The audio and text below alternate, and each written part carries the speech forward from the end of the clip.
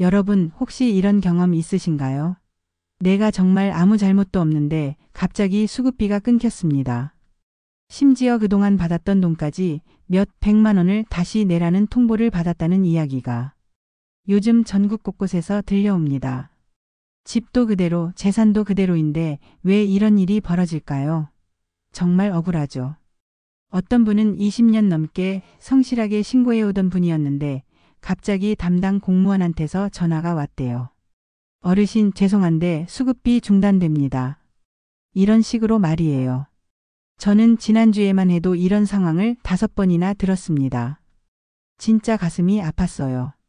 그분들이 얼마나 당황스러워 하시는지 또 얼마나 무력감을 느끼시는지 제가 다 알거든요. 하지만 여러분 절망하지 마세요.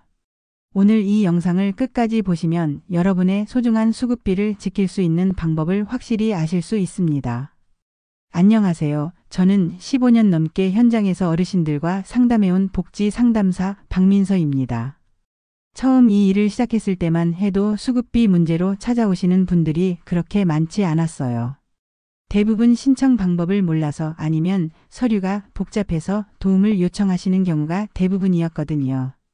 그런데 최근 몇 달 사이 정말 놀라운 변화가 있었습니다. 예전에는 1년에 한두 번 정도 듣던 수급 중단이나 환수 사례가 요즘은 하루에도 수건씩 들려오고 있거든요. 처음엔 저도 설마 우연의 일치겠지 했는데 점점 심각해지더라고요. 특히 작년 말부터 올해 초까지 정말 많은 분들이 갑작스럽게 수급비 중단 통보를 받으셨어요. 어떤 분은 아침에 일어나서 문자 한 통을 받았는데 수급 자격이 중단되었으니 다음 달부터 지급되지 않습니다. 라는 내용이었다고 하더라고요. 정말 청천벽력 같은 소리죠. 그런데 여러분 더 충격적인 건 따로 있어요. 이런 일들이 단순히 개별적인 사례가 아니라는 거예요. 전국적으로 체계적으로 일어나고 있는 현상이라는 말씀입니다. 왜 그럴까요? 바로 정부의 복지 정책이 바뀌면서 심사 기준이 훨씬 까다로워졌기 때문이에요. 예전에는 대충 이 정도면 괜찮겠지 하고 넘어갔던 것들이 이제는 하나하나 다 꼼꼼히 점검을 받게 된 거죠. 은행 계좌 내역도 더 자세히 보고 가족들 재산 상황도 더 꼼꼼히 조사하고 심지어 몇 년 전 기록까지 다시 뒤져보기도 해요. 그러다 보니까 이분은 그때 신고를 제대로 안 했네 하면서 뒤늦게 문제가 발견되는 경우가 정말 많아진 거예요. 그리고 그런 분들한테는 가차없이 수급 중단하고 그동안 받은 돈 다시 내세요라고 통보를 하는 거죠. 자, 그런데 여러분 이런 소중한 정보를 놓치시면 정말 큰일이잖아요. 지금 바로 구독과 좋아요 버튼을 꾹 눌러주시고 알림 설정도 해주세요. 그래야 이런 중요한 소식들을 빠뜨리지 않고 받아보실 수 있거든요. 그리고 댓글에 여러분이 가장 궁금한 수급 관련 질문 하나씩 적어주세요. 제가 다음 영상에서 꼭 다뤄드릴게요. 이런 정보는 정말 아는 분만 아시거든요. 모르시면 나중에 후회하실 수 있어요. 특히 오늘 말씀드릴 내용 중에는 공무원들도 잘 모르는 방법들이 있어요. 정말 비밀스러운 팁들이니까 꼭 끝까지 함께 해주시기 바랍니다. 자, 그럼 이제 본격적으로 이야기해 볼까요? 혹시 나는 괜찮겠지? 라는 생각이 가장 위험합니다. 저한테 상담받으러 오시는 분들 중에서 이런 말씀하시는 분이 정말 많거든요. 나는 항상 성실하게 신고해 왔는데 뭐가 문제겠어요? 하면서 말이죠. 그런데 막상 자세히 들여다보면 본인도 모르게 놓치고 있는 부분들이 한둘이 아니에요. 예를 들어서 자녀분이 용돈을 드릴 때 그냥 통장에 넣어주시잖아요. 그런데 그게 1년에 몇 번씩 쌓이다 보면 나중에 이게 다 무슨 돈이냐 하고 문제가 되는 경우가 있어요. 아니면 몇 년 전에 정리한 적금이나 보험금 같은 것도 마찬가지예요. 그때는 별 생각 없이 이 정도야 뭐하고 넘어갔는데 지금 와서 다시 조사를 받다 보니까 그때 왜 신고를 안 했냐 하고 문제가 되는 거죠. 특히 요즘은 정부에서 빅데이터를 활용해서 정말 꼼꼼하게 조사를 해요. 은행 거래 내역, 카드 사용 내역, 심지어 인터넷 쇼핑 기록까지 다 들여다볼 수 있거든요. 그러니까 예전처럼 설마 이 정도까지 알겠어? 하는 마음으로 있다가는 큰일 날 수 있어요. 실제로 제가 상담했던 한 분은 3년 전에 아들이 용돈으로 매달 10만 원씩 보내준 것 때문에 문제가 됐어요. 그분은 그냥 생활비로 쓴 건데 나중에 조사를 받으니까 이게 다 소득이다 하면서 36만 원을 다시 내라고 하더라고요. 정말 억울하죠. 혹시 여러분도 비슷한 경험이 있으시다면 댓글로 한번 나누어 주세요. 나도 이런 일 있었어요 하고 써주시면 다른 분들에게도 큰 도움이 될 거예요. 서로 정보를 공유하는 게 정말 중요하거든요. 그런데 여러분, 이런 일들이 계속 늘어나고 있어요. 왜냐하면 정부에서 복지 예산을 줄이려고 하는 움직임이 있거든요. 그러다 보니까 기존에 받고 있던 분들 중에서도 정말 자격이 있는 사람인지 다시 한번 점검하겠다는 거예요. 물론 부정수급을 막는다는 취지는 좋습니다. 정말 도움이 필요한 분들이 혜택을 받으려면 그렇지 않은 분들은 정리가 되어야 하니까요. 하지만 문제는 진짜로 어려운 분들까지 같이 피해를 보는 경우가 너무 많다는 거예요. 그래서 오늘은 그 이유와 어떻게 하면 안전하게 수급 자격을 지킬 수 있는지를 속 시원하게 풀어드리겠습니다. 특히 많은 분들이 모르고 계시는 핵심적인 내용들, 그리고 미리미리 준비해 두시면 절대 당하지 않을 수 있는 방법들을 자세히 알려드릴게요. 자, 이제 본격적으로 실제 사례들을 통해서 어떤 일들이 벌어지고 있는지 살펴보겠습니다. 제가 직접 상담했던 분들의 이야기인데요. 정말 가슴 아픈 일들이 많았어요. 특히 이런 분들은 정말 아기가 없으셨거든요. 그냥 몰라서, 그리고 세상이 이렇게 바뀔 줄 몰라서 당한 거예요. 먼저 76세 이 할머니 사례부터 말씀드릴게요. 이분은 평생 정말 성실하게 사셨어요. 젊을 때부터 남편과 함께 작은 구멍가게를 운영하시다가 남편분이 돌아가신 후에는 혼자서 10년 넘게 기초수급비를 받으며 근근히 살아오셨거든요. 매일 아침 6시에 일어나서 동네 할머니들과 함께 운동도 하시고 정말 모범적으로 사셨어요. 그런데 어느 날 갑자기 주민센터에서 연락이 왔어요. 할머니, 최근 거래 내역을 제출해 주세요. 할머니는 내가 뭘 잘못했나 하면서도 시키는 대로 은행에 가서 통장 사본을 떼어서 제출하셨어요. 그런데 며칠 후에 온 결과는 정말 충격적이었습니다. 수급비 중단되고 그동안 받은 돈 450만 원을 다시 내라는 거였어요. 할머니는 정말 어리둥절하셨죠. 내가 뭘 잘못했다는 거야? 하시면서 제게 오셨는데 자세히 들여다보니까 문제가 보이더라고요. 딸이 매달 용돈으로 15만 원씩 보내드린 게 있었는데 그게 정기소득으로 잡힌 거였어요. 딸은 서울에서 직장 다니면서 두 아이를 키우고 있는데 어머니가 혼자 계시니까 용돈을 보내드린 거였거든요. 그런데 그게 24개월 동안 계속되니까 정기적 지원으로 분류된 거예요. 할머니는 울먹이며 말씀하셨어요. 그 돈은 이미 생활비로 다 썼는데 이제 어떻게 살라는 거예요. 딸도 시집가서 애들 키우느라 힘든데 이제 와서 돈을 달라고 어떻게 말해요. 정말 안타까웠습니다. 그 할머니 눈에서 눈물이 똑똑 떨어지는 걸 보는데 제 마음도 정말 아팠어요. 두 번째로는 59세 김 씨 이야기입니다. 이분은 당뇨가 심하셔서 정규직으로 일을 할 수가 없는 상황이었어요. 혈당 조절이 잘 안 되니까 컨디션이 들쭉날쭉하거든요. 그래서 몸이 괜찮은 날에만 간간히 하루씩 일용직 일을 하셨어요. 주로 건설 현장에서 잡일을 하시는데 한 달에 서너 번 정도 한 번에 5만 원에서 10만 원 정도 받는 정도였어요. 김 씨는 이 정도야 괜찮겠지 하고 생각하셨어요. 실제로도 한 달 수입이 20만 원을 넘지 않았거든요.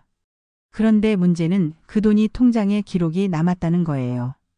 1년 동안 쌓인 기록을 보니까 정기적으로 소득이 있었다 하면서 중단 통보를 받은 거죠.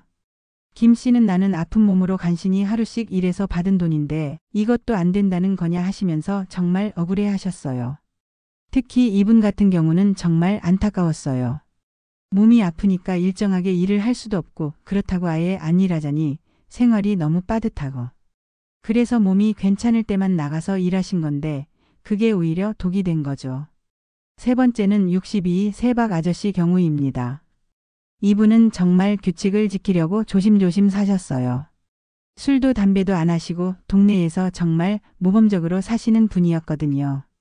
그런데 자녀가 보내준 명절 용돈이 문제가 됐어요.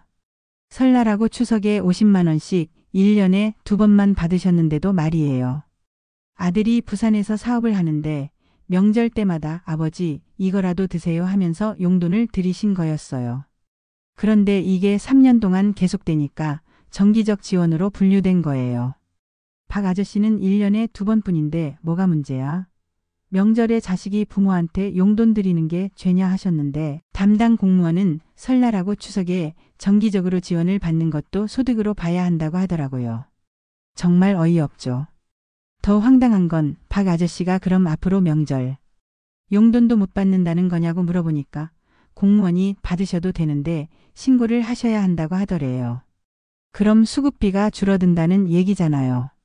자식이 명절에 주는 용돈 때문에 수급비가 깎인다니 정말 말이 안 되죠. 이처럼 대부분이 몰라서 생긴 일들이에요. 악의적으로 숨긴 게 아니라 제도가 바뀌었고 조사 기준이 훨씬 까다로워졌는데 그걸 미리 알려주지 않았기 때문입니다. 정부에서는 공지했다 하지만 실제로 어르신들이 이해할 수 있도록 쉽게 설명해 준 적은 없거든요. 그럼 왜 갑자기 이런 일들이 많아진 걸까요? 첫 번째 이유는 전산 시스템이 완전히 바뀌었기 때문이에요. 예전에는 담당 공무원이 일일이 확인했다면 이제는 컴퓨터가 자동으로 전국 수급자들의 거래를 전수조사합니다. 정말 무서울 정도로 정밀해요. 1,000원짜리 입금도 다 잡아내거든요. 작은 입금 내역도 모두 기록에 잡히는 시대가 된 거예요. 예전에는 이 정도야 설마 하고 넘어갔던 것들이 이제는 다 걸려들어요. 특히 요즘은 인공지능까지 활용해서 패턴을 분석한대요. 이 사람은 매달 셋째 주에 10만 원씩 들어오네 이런 식으로 컴퓨터가 알아서 찾아내는 거죠. 정말 섬뜩하지 않나요? 두 번째는 기준이 엄격해졌다는 거예요. 예전에는 할머니가 손자 용돈 받는 건 뭐 당연하지 하고 넘어가던 소외. 입금도 지금은 소득으로 보는 경우가 많아요. 특히 가족의 용돈, 경조사비, 중고거래 대금까지 정말 세밀하게 들여다봅니다. 심지어 어떤 분은 동네 할머니한테서 김치 사 먹은 돈 5만 원 때문에도 문제가 됐어요. 그 할머니가 김치를 담가서 이웃들한테 팔았는데 그게 사업 소득으로 잡힌 거예요. 정말 어이없죠. 세 번째는 증빙 책임이 완전히 바뀐 거예요. 예전에는 그냥 가족이 도와준 거예요 하면 대충 넘어갔는데 이제는 그럼 증명해 보세요 해요. 설명 못하면 무조건 소득으로 간주합니다. 본인이 아무리 억울해도 증거가 없으면 소용이 없어요. 그리고 이게 정말 나쁜 건데 어르신들은 그런 증빙을 미리 준비해 둘 생각을 못 하시잖아요. 자식이 용돈 줄 때마다 영수증을 달라고 해야 하나 이런 생각이 드시는 거죠. 당연한 반응이에요.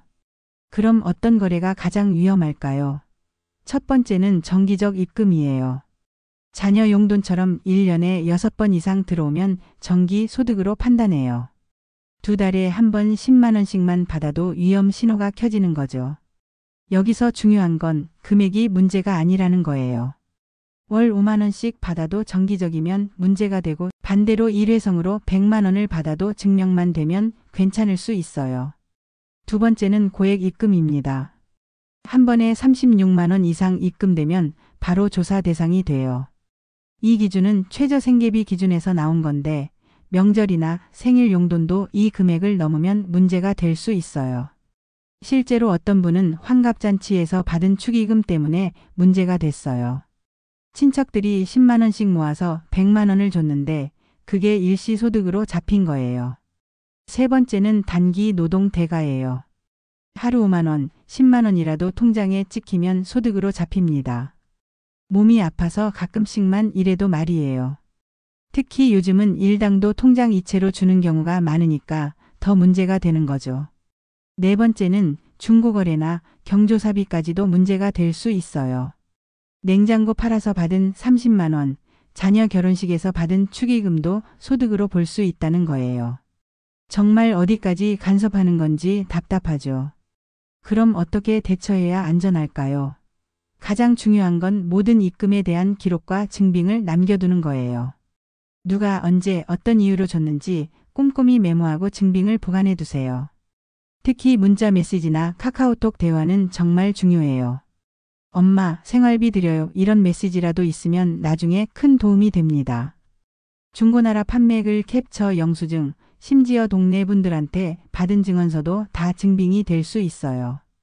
두 번째는 가능하면 현금을 활용하는 거예요. 가족이 도와줄 때는 가급적 현금으로 받으세요. 통장에 남는 기록이 없다면 조사 대상에서 벗어날 수 있거든요. 물론 요즘 현금 쓰기가 불편하긴 하지만 안전을 위해서라면 어쩔 수 없죠.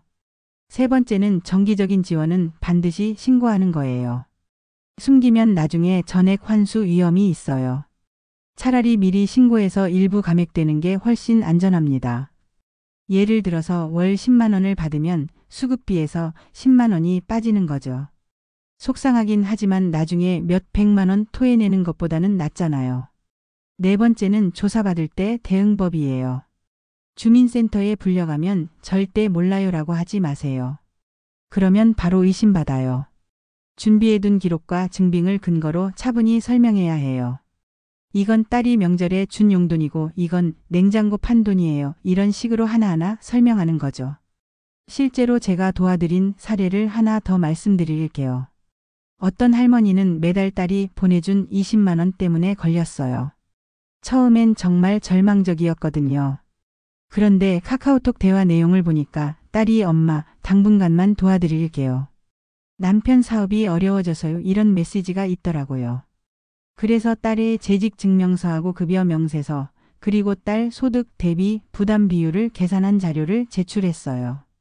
딸이 월급 200만 원 받는데 20만 원을 보내드리는 건 부담이 크다. 그러니까 이건 정기적 지원이 아니라 일시적 도움이다. 이렇게 주장한 거죠. 결과적으로 일회성으로 인정받아서 환수를 면제받으셨어요. 할머니가 얼마나 기뻐하시던지 제 손을 꼭 잡고 고맙다고 하시더라고요.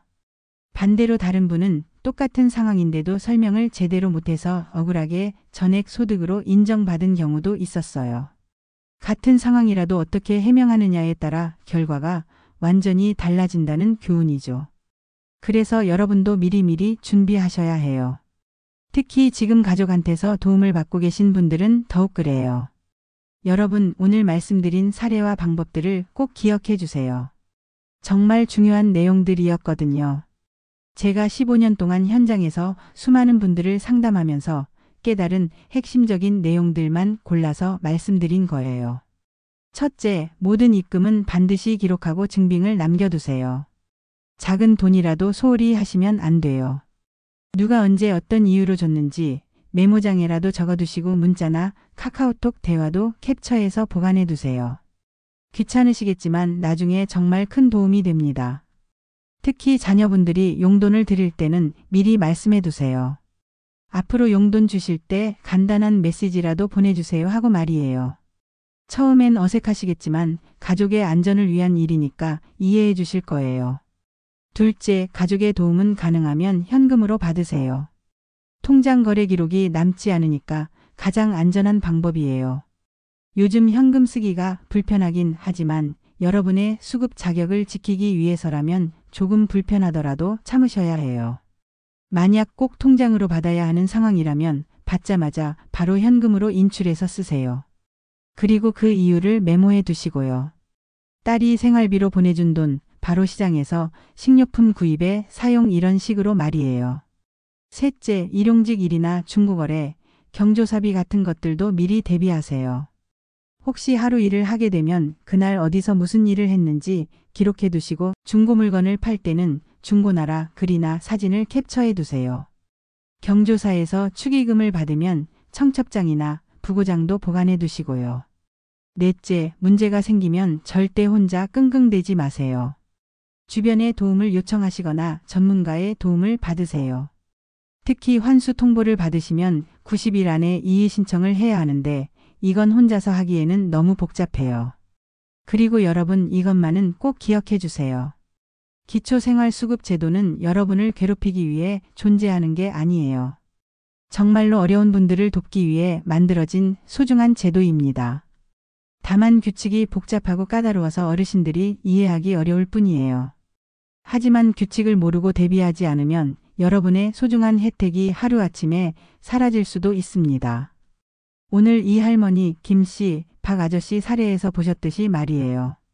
이분들도 아기가 있어서 그런 게 아니었잖아요. 그냥 몰랐을 뿐이에요. 나는 괜찮겠지라는 안일한 생각이 가장 큰 위험입니다. 정말 많은 분들이 이런 생각을 하시다가 나중에 후회하시거든요. 특히 요즘은 조사 시스템이 정말 정밀해졌어요. 예전에는 대충 넘어갔던 것들도 이제는 다 잡아내거든요. 오늘 배운 내용을 바탕으로 여러분의 월 수십만 원 되는 소중한 생계비와 생활의 안전망을 꼭 지켜내시길 바랍니다. 이 돈이 여러분에게 얼마나 소중한지 제가 잘 알거든요. 병원비, 생활비, 공과금까지 이 수급비로 해결하시는 분들이 대부분이니까 절대 잃어버리시면 안 돼요. 그리고 여러분, 혹시 주변에 이런 정보를 모르시는 분이 계시다면 꼭 공유해 주세요. 동네 할머니, 할아버지들, 복지관에서 만나시는 분들에게도 알려주시고요. 여러분의 한 번의 공유가 누군가에게는 몇 백만 원의 생명줄이 될 수 있습니다. 실제로 제가 상담했던 분들 중에도 옆집 할머니가 알려줘서 미리 준비했다는 분들이 계세요. 그런 분들은 문제없이 계속 수급비를 받고 계시거든요. 정보가 정말 중요해요. 저도 앞으로 더 많은 실질적인 정보와 지혜를 여러분과 나누겠습니다. 정말 현장에서 필요한 것들, 어르신들이 꼭 알아야 할 것들만 골라서 쉽게 설명해 드릴게요. 혹시 궁금한 것들이 있으시면 댓글로 꼭 남겨주세요. 이런 상황에서는 어떻게 해야 하나요? 우리 집 상황은 어떤가요? 이런 질문들 말이에요. 제가 가능한 한 답변 드리겠습니다. 그리고 만약 주변에 비슷한 문제로 고민하시는 분이 계시다면 이 영상을 꼭 공유해 주세요. 구독과 좋아요도 꾹 눌러주시고요. 이런 것들이 저에게는 정말 큰 힘이 됩니다. 더 많은 분들에게 도움이 되는 영상을 만들 수 있는 원동력이거든요. 특히 댓글에 여러분의 경험담도 나누어 주시면 좋겠어요. 나도 이런 일이 있었는데 이렇게 해결했다. 이런 이야기들이 다른 분들에게 정말 큰 도움이 될 거예요. 마지막으로 한 가지만 더 말씀드릴게요. 여러분이 받고 계시는 기초생활수급비는 여러분의 당연한 권리예요. 부끄러워하실 필요도 없고 눈치 보실 필요도 없어요. 다만 규칙에 맞게 투명하게 받으시면 되는 거예요. 오늘 영상 끝까지 시청해 주셔서 진심으로 감사합니다. 여러분의 소중한 시간을 제 영상에 써주신 것만으로도 정말 고맙습니다. 앞으로도 계속 유익한 정보로 찾아뵙겠습니다. 건강하시고 늘 평안하세요.